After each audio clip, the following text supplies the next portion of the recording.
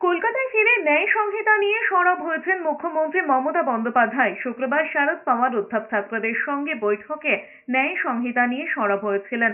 আর শনিবার কলকাতায় নেমে তিনি বলেছেন, অনেক রাজ্যই ন্যায় সংহিতা নিয়ে সরব হয়েছেন।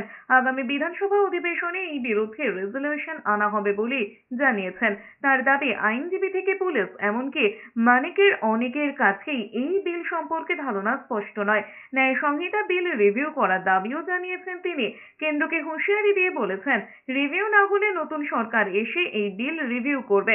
শরদ পাওয়ার উত্থাপ ছাত্রদের সঙ্গে বৈঠক নিয়ে মমতা বন্দ্যোপাধ্যায় বলেছেন, শরদ পাওয়ার তাঁর দীর্ঘদিনের পরিচিত। এখন নতুনদের সবাইকে না চিনলেও পুরনোদের সবাইকে চেনেন। हम लोग भी करेंगे, हमारा भी असेंबली जब शुरू होगा हम करेंगे। हम दो करेंगे, एक नीट का खिलाफ में और एक इसका खिलाफ में, न्याय संहिता बिल का खिलाफ में।